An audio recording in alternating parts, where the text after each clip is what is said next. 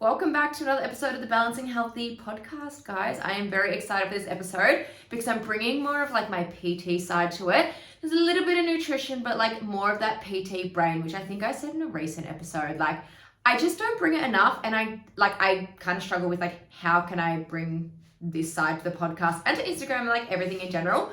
But I've got something today which is kind of fitting because we're talking about toned body, how to achieve a toned body, like what it is, how to train for it, the difference between strength training, hypertrophy. We've got the reasons for building muscle. Like this is like so jam-packed.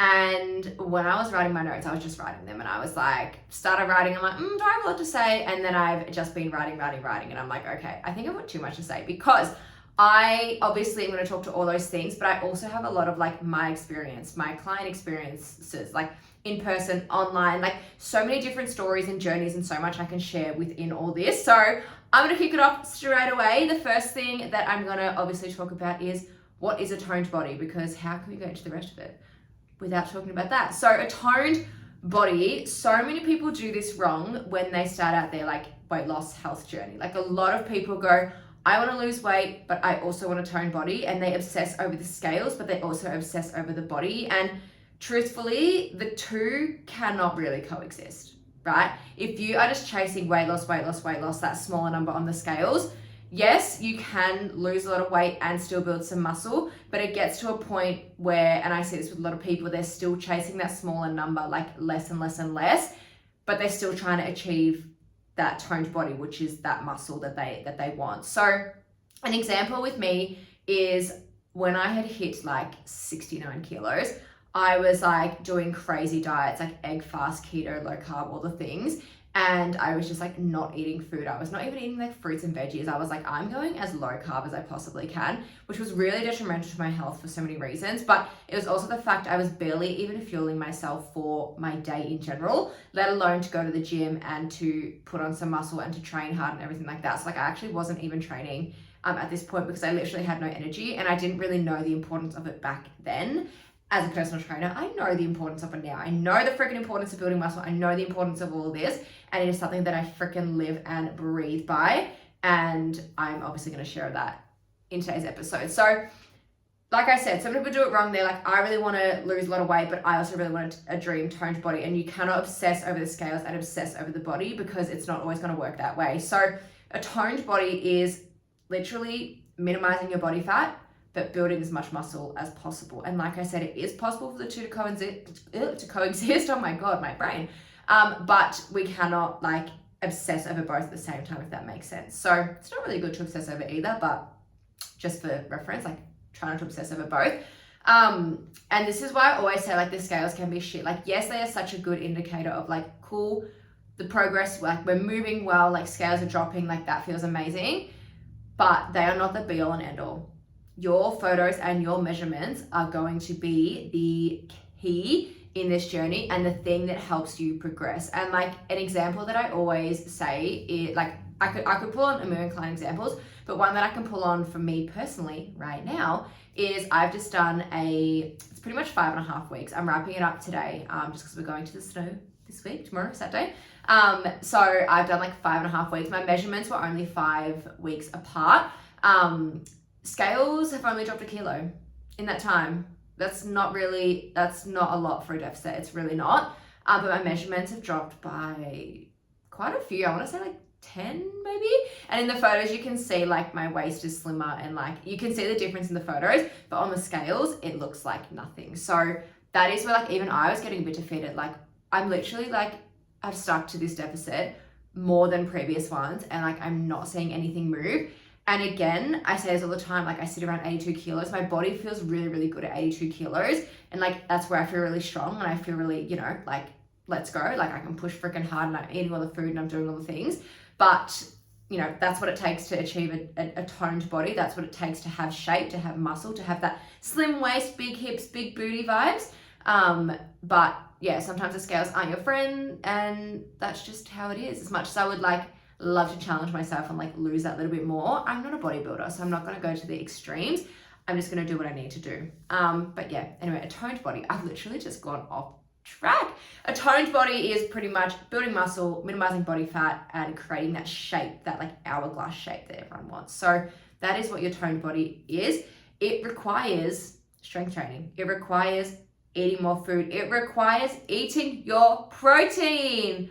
I don't know how many people I need to say this to, but you need to be eating protein. As a society, women, we do not eat enough protein. Like, you should be having at least 30 grams of protein in breakfast, lunch, and dinner, and then some more in your snacks, right? You should be well into the at least 110, 120, 130. It depends on your body, obviously, but you should be well into having so much protein. Most people, when they start with me, they're eating like 80 grams of protein a day. It is not enough protein. We need to be up, like I said, I generate at least 120 grams of protein a day to just function, to build the muscle, which is important for a million reasons I'll go into later in the episode, but build that muscle is so important for your dream toned body. If you want to be achieving your toned body and you're in a calorie deficit and you're trying to build muscle and lose a bit of fat, protein is going to be your best fucking friend. Your best friend, all right? Because when you go into that deficit and you start to lose some weight, you don't want the muscle to go as well. Otherwise, what's the point? We're losing that toned body. We're losing that figure that we want. So you need to be eating the protein to actually keep that muscle going, keep the weight up in the gym, keep it going strong, to actually keep that look that you're trying to maintain and just minimize the body fat where we can. So this is something I have a whole other episode for that in terms of nutrition, but like I said, it's going to be more of a training type episode. So eating more food, doing it slowly, reversing, getting the calories as high as you can, building it up, eating more food, eating more protein, training hard, really building the muscle, and then go into a deficit and you can start to shed some of the fat. But like I said, the actual logistics of it is a whole other thing. But that is the first step in how to achieve a toned body. The second one is the strength training itself. So strength training 3-4 times a week is a really, really good number. And the best thing to do in your strength training is progressive overload, right? And you're probably like, what the hell is that? So progressive overload is pretty much increasing your weights, your volume, anything over time. So each week when you're training, and this is why it is so important to have a program, to have someone write it for you, to be able to track your weights in the gym, track your reps, track your sets, track how heavy you're going, so then you can actually progressive overload, right? So each week you want to either be aiming for more weight than the week before or more reps. And this is something that, access to sermon, some weeks it's just not going to happen because our body's just not going to be primed for it. Maybe you're leading up to your period, you're in your luteal phase, you're just not having a good time and you're feeling pretty shit, and that's okay. That is okay. But those times that we are feeling good, which at least 3 weeks out of 4 for us women, we want to be pushing. We want to be pushing hard. We want to be pushing the weights, really digging deep for as much strength as possible and going as heavy as we can. So having a program that is personalized for you, having a program that's on an app, or some people might write it down. I actually saw someone in the gym the other day with their notebook and I was like, oh my god, throwback. But an app is ideal on the phone if you can. Some kind of way where you can actually write down what you're doing in the week, have it mapped out for you, and then you can go in every single week, look at what you did the week before, try and up it a little bit. Something that I'll always do, say it's a leg day, because the legs, it's a bit easier to go up in weight. I will try and up my weight by 2.5 to 5 kilos wherever I can. There's some exercises where I'm like, I'm really freaking struggling on set 1, so I might leave it the same and just really struggle through all 3 sets. But there's others where I'm like, the last set, I'm like, I can fucking push for more. I know I can dig deep, add 2.5, add 5 kilos. If I do less reps, that's fine. I'm just gonna push as hard as I can and build what I can. And if I stop at less reps, that's okay. That just shows me that the next week I might do the same weight and try and push for more reps. So either increasing your weight or your reps every week is going to be a game changer in not only getting stronger, but also building the muscle and building the muscle. That's what we're here for. So that is how I do it myself. I feel like my brain's gone a bit crazy today. I'm having a bit of an ADHD moment. I have spent all morning. It's currently 4 p.m. on a Friday, and I do spend all morning with clients. So I think I trained 10 PT clients this morning, 10 one-to-one clients. So I'm surprised I still have a brain at the moment, but we're going to power through it anyway. So that is the 2 kind of key things on how to achieve a toned body: strength training and eating your food / protein. They are my two main things. There's not really any other way about it. That is what you need to be doing. There's, you can have any excuse under the sun and then complain why you don't have a toned body.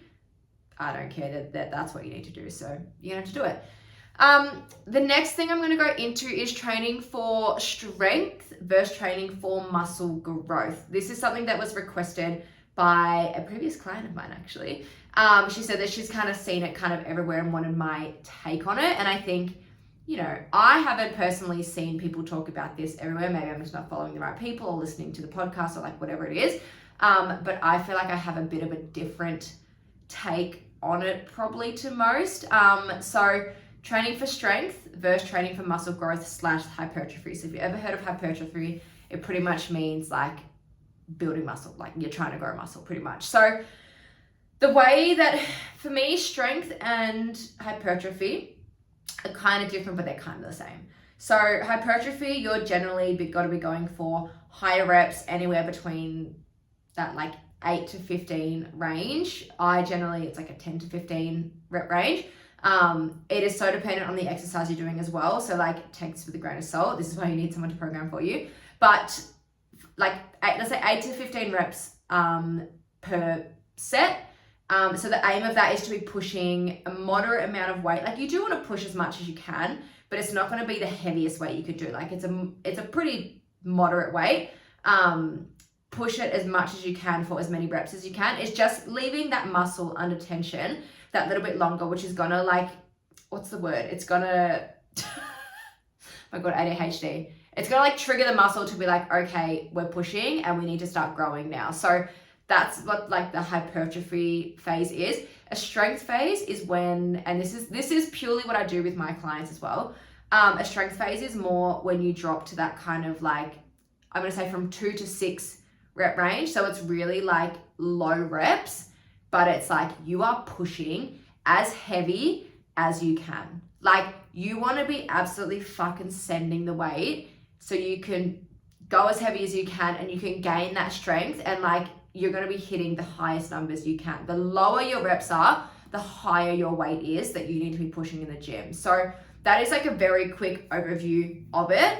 The way that I program, obviously, yes, it is dependent if someone is more wanting to build that muscle, we might be doing more hypertrophy exercises, versus someone's just like, I just want to train to feel strong, feel good, then we'll go more into that strength phase. But in the same breath, the way I program is my compound movement. So something like a back squat or a deadlift or a hip thrust or a bench press, like something that's like that bigger, heavier, more like heftier movement that takes a lot more energy. That is generally a movement where the most reps anyone will ever do is 10, and it might be a warm-up. And then we'll drop to like the 6 to 8 rep range. Or if it's someone who is completely brand new to the movement, I want to make sure that they are performing the movement well. And the best way for me to do that is, let's take, for example, a deadlift. I might give someone a deadlift because a deadlift is like, it is one of the best exercises you can do. It is such a good full body workout. It strengthens literally every fucking body part. It's going to be so helpful for your back, your glutes, your hamstrings, your lats, like your like general strength, because you're literally picking a freaking heavy bar up off the ground. I love a deadlift. Deadlifts for life, 100%. I don't care what anyone says. But if I have someone new and we're learning a deadlift, I would generally program them 10 to 12 reps, and we'll do that for all 3 or 4 sets, depending on how many sets we're doing, because I want them to be actually learning the movement in the safest way possible. So I'm not going to be like, okay, you're going to do 2 reps and you're going to go as heavy as you can, because they could be really fucked and they could throw their back out because they've just tried to go as heavy as possible, because that's the aim when you've got less reps, as opposed to, okay, we're doing 10 to 12 reps. We're going to go a lighter weight. I want to make sure everything looks good. When I'm happy, I will give you some more weight, and then we can either keep the reps or we can drop them a little bit depending on the client. It is so dependent person to person, but that is how I really do it for someone who's a newbie. So generally, like I said, my compound movement's like a deadlift, no more than 10 reps. 10 is usually a warm up, and then it's between like the 8 to 6 for like the working sets. And then if we're going into a very intense strength phase, I will drop it again to like that 2 to 4, but usually it's like that 6 to 8 rep range. And that's usually at the start of the workout, because we want the most energy for that nice heavy lift. Like that's the whole point of it. So we can push for that strength, we can push for as heavy as we can go. And then I'll go into like accessory exercises, and this is things that are going to support that main movement. For example, again, if I have a deadlift and I know that someone's really struggling, and this is like 90% of my clients, if someone's really struggling with their lats, their lat engagement, they're just not as strong with their lats, it's going to make it really hard for them to actually pick that weight up off the ground. So our accessory work will be more lat related. So things more like maybe like a seated cable row, a reverse fly. I love to put in a single arm row because I love to see the difference between the two sides. Generally, everyone's left side is a lot weaker than their right, so I love to do a single arm row, and I'll always get them to start with that left side. I'll program like 10 to 12 each side, maybe something like roughly around that, and then see, okay, what weight feels good on that side, and then we'll swap to the other, and you can always see the difference. They're like, oh, the right side was fucking easy, and I'm like, yeah, because we need to work on that left side. And sometimes it can feel a bit shit and like you want to go heavier because your right side can do more, but we really need to get that even balance between the two. So you're just going to have to stick it out doing whatever your left can do and really try to push that and build that up before moving to the right. But yeah, accessory work is what I was talking about. So something like that, I'll work on the lats. I'll throw in something for the glutes, you know, hamstrings, maybe like, let's just say like a leg curl or something. Again, depending on the phase, it could be like a 10 to 12 rep range, or if it's more of a strength phase, say we're doing like 1 1/4 reps, it could go as low as like 6 reps because you'll do 6 1 1/4s. So it's so dependent on like the intention behind it, person to person. And then there's different muscle groups as well, like those really like smaller muscle groups, like something like your triceps. I would generally always program like a 12 to 15 rep range because it's such a small muscle group. We need to spend more time working on it, and it generally takes a little bit longer to get working, to get activated. Like if you think about it, and this is something that happens with me, it happens with all my clients, something like a tricep, like a tricep extension with the cable, with the rope, like you're like, yep, it feels good, like it feels easy, but then you get to like rep number 8 and you're like, oh, like that's starting to burn a little bit. By the time you hit 15, your triceps are on fucking fire. And that is what we want. That is what we want. We really want to build up the muscle there. And something like a tricep extension, like we're not doing 6 reps. Like we're not fucking going as heavy as you can, send it to the fucking stars, use the whole cable tower. Like we're trying to keep that muscle under tension because it's a smaller muscle group. It's not that heavy compound movement. It's something that's really small, but we can work it really well in a higher rep range. So that is kind of how I do my programming. But again, ADHD, I'm like, did I actually say the difference between the strength and the hypertrophy? So yes, hypertrophy is that muscle growth. Strength is more for that strength phase, like let's get really heavy. However, I think the two are combined. I think they interlock. I think you can still build some muscle in a strength phase. It's obviously just less time under tension, so it's less pressure on the muscle, and it's more on that like how heavy can we go, and you'll have more rest time in between. So hypertrophy, higher reps, less rest, moderate weight. Strength is, what one did I go first? Less reps, higher weight, longer rest.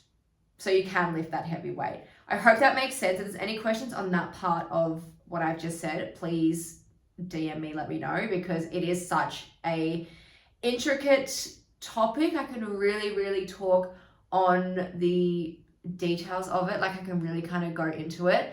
But I just want to move on now for the sake of this podcast episode. Like I said, everything is very dependent on the person. The way I program is very dependent on the person. It's very personalized to the individual, their goals, their body type, how they move, what they do for work, what their hobbies are. Like there's so much to do with it. So yeah, it's a very delicate topic, but I hope the difference between the two kind of makes sense, and like what you should be aiming more for depending on what your current goal is. That makes sense. One more thing I didn't say, if you're in a calorie deficit, I generally wouldn't put you in a strength phase because you want to be eating as much as you can to be lifting as heavy as you can. If you're in a calorie deficit, I would go more towards the hypertrophy phase with the reps. That way you can go a bit lighter on the weights than you would in a strength phase, but you can still, like, you still have the energy to put the muscles under that tension for the higher rep range. So that's kind of the difference there. Why is building muscle important? this is the last kind of thing I want to touch on. And this is, I reckon, where I might have the most to say. So I'm going to try and like get through it as quick as I can. But there are so many reasons that building muscle is important. And it is not just a vanity thing. It is not just, okay, I want to look toned, I want to look sexy, I want to have big glutes, because yes, that is fucking slay. But there is actual health benefits to it, okay? So the first one is that building muscle helps to strengthen your musculoskeletal system. It helps your bone density, which just means it allows you to perform your daily activities with greater ease, less fatigue, like less chance of like hurting yourself essentially. Think about when you get older, there's less risk of falls because you're nice and strong, your stability is really good, like your body is actually able to like carry you moving forward for as long as you can. So always think about when you're older, like you want to be as independent for as long as you can. And it's something that I didn't really think about until I think my first client that was in her 70s. And I was like, okay, like what's the main goal? Like what do I want to really focus on? And she was like, Sarah, I just really want to be independent for as long as I can. She was like, I want to be able to carry my own groceries. I want to still be able to travel the world. Like I want to do as much as I can. And like, mind you, she's fucking fit already, like incredible human. And when she said that to me, I was like, wow, like it really started putting it into perspective for me. And like I was a new PT at this time, but I was like, you're really making me think about my future self, which I always try and think about my future self, but I usually think of my future self as in like the next couple of months, not like in like 50 years time. So that is something that I think is so important and so underrated. Start training as early as you can. Start strength training as early as you can. As women, I've said this in a previous episode, as women, we start to lose muscle mass from the age of like 30 onwards. And it's harder to build it and like build a lot. It's more of like that maintaining. So please start strength training as early as you can, not just for like how we look, but also how we feel as a whole. You're going to thank yourself later when you are in your 70s, 80s, 90s maybe. Like the independence when you're older is going to be unreal. So please think of that. I even had a client this morning. She was like, she's at like got a bit of golfer's elbow at the moment. And she in her, like she does like clinical Pilates elsewhere and stuff. And she said like the women in there were like, oh my God, you're so strong, because they saw her deadlifting and like she is fucking strong. But she's like, she's got a bit of golfer's elbow at the moment. And she's like, Sarah, just don't get old. And I was like, what? And she's like, there's always like something. And like, it's true, like there might be little niggles here and there, but like we can still do lots of work. We can still do lots of strength training, but even though those little niggles come up, we can work around it, and she's still really strong regardless. So that's because she's been training for years and years. So good on her, slay. But I just thought I'd pop that in there because she's like, as you get older, like it just comes up. It's like just little things that, sometimes you can't help it, sometimes you can. So that's the first food for thought. The second one is it really reduces the risk of chronic illnesses, things like type 2 diabetes, arthritis, things like that.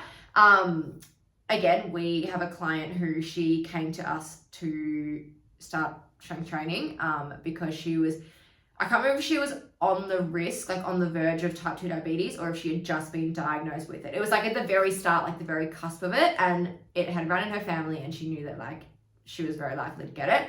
And her doctor actually recommended strength training, which, holy shit, I have never heard a GP recommend strength training, which is fucking wild to me.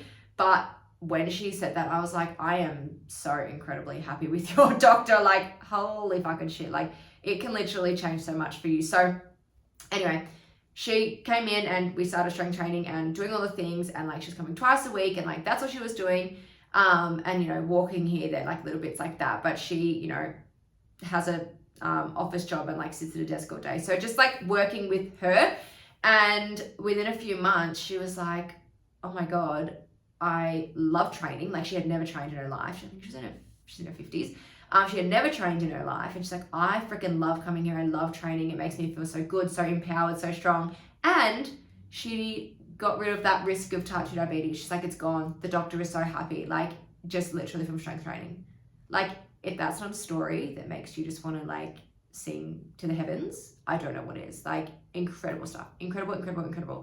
The next thing is pain management as well, / reducing the risk of injury and pain and stuff like that. So a really common one I can talk to is how many of you listening are a desk worker? How many of you sit at a desk for 8 to 9 hours a day and then you've got neck pain, shoulder pain, back pain, all the pain like that? Like, put your hand up, put your hand up. And this was me. This was me when I was doing the exact same thing before I started training properly and actually started thinking about how it's going to help my body. I would get really, really bad lower back pain. I did towards the end of my office career before I went fully into the fitness industry. I started to get a bit of like neck, shoulder, like trap pain, and I was like, couldn't turn my head. Like I was really having a lot of issues with it. And then I, started training properly, started actually strengthening the muscles. I needed my glutes, my hamstrings, my core to get a lot stronger, my lats a lot stronger.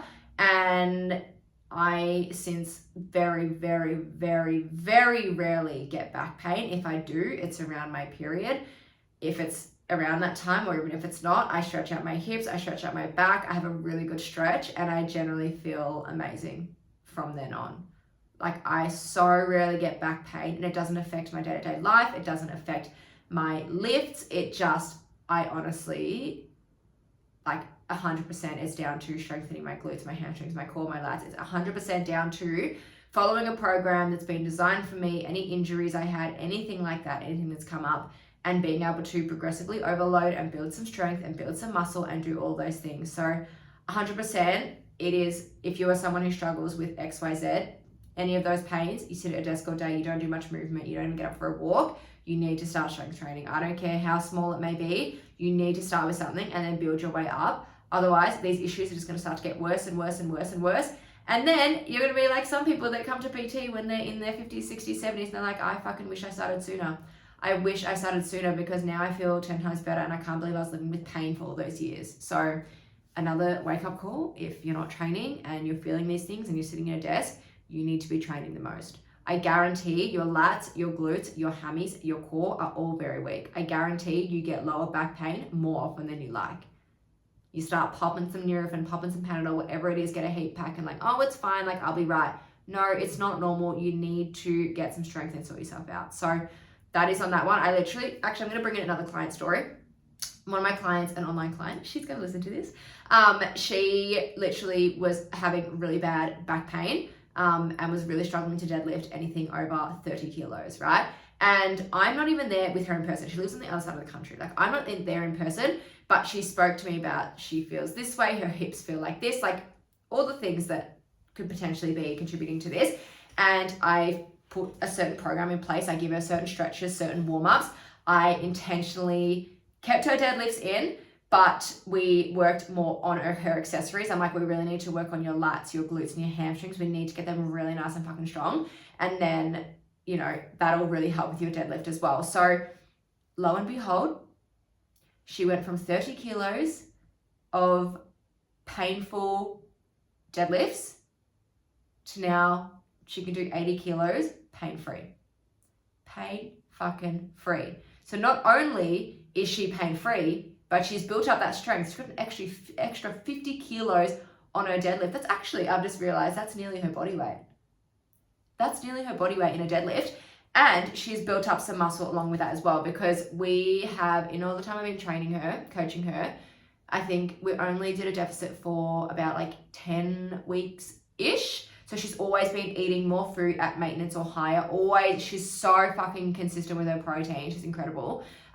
So that's really, really contributed to her recovery with her back pain, but also her recovery with her muscles in general. So they're actually building properly. So that has allowed her to get stronger in her deadlift and be more pain-free and be able to do more things now, on a day-to-day basis without being in pain. She works in childcare in a kitchen. She's bent over all day. She can do these things with much less pain than she was having before.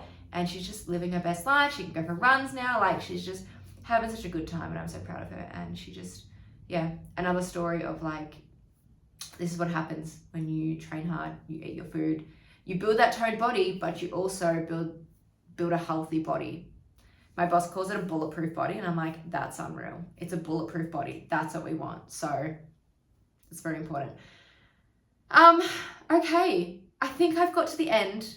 I don't think I have any more notes. I'm going to have a little quick scroll. I thought I had a lot more, but I have been talking for 30 minutes. So I might wrap it up here. If there's anything that I said today that you're like, I want some more info on that, I want to know more about this, like whatever the case may be, feel free to DM me on Instagram. There is a couple ways if you're like, I want to work with her and get her brain and like have some, programming done by her. If you're actually in the South Yarra area, I PT from a small women's only gym in South Yarra, so you can question me about that. I do online programming. We can do a range of things. I can do a program only, which is like my cheapest offer.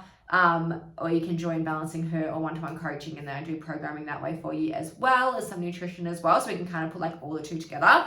Otherwise, if you're like, I just kind of want to pick her brain a little bit more, my podcast event is happening in a week and a half. So on the 17th of August, Sunday, 17th of August. If you're keen for that, I will pop the link for you to buy your ticket down below in the show notes, and then you can secure your spot and you can come hang out. You can chat to me, you can chat to some of my clients, you can chat to everyone who's there and just get, knowledge, soak it up from everyone and anyone, and just soak up as much as you can. And then you will literally leave, like the point of this event is like, we come in, we mingle, we have fun. You're literally gonna leave feeling like refreshed that other people understand you, refreshed with some more knowledge from me, like whatever's like puzzling your brain, like let's chat about it face to face, like you and me, like let's have a chat. And then you're gonna leave feeling refreshed on your goals going into the last 4 months of the year. 4 months, September, October, November, December. Yeah, the last 4 months of the year being like, cool, I have a plan, I know what I'm doing, like let's fucking go. So I'm gonna leave that there. Like I said, those links will be down below. I'll leave my Instagram down below as well. If you want to quickly click on it and go straight to my page, you can send me a DM. But otherwise, thank you so much for listening. I really, really hope you guys got something out of this. Again, in true ADHD fashion, I'm just like, my brain feels all over the place. I have my notes, but like, I'm like, does it make sense? So let me know if you got anything out of it. I would love to hear from you. I've also already had some beautiful love from last week's episode on the ADHD and my journey and all of that. And I really, really, really appreciate any and all feedback, anything that's helped you guys. I really, really love it. So I appreciate you. Anyway, I'm going to go. I've got a lot to do this afternoon, so I'm going to go and get that done. I will speak to you guys in next week's episode.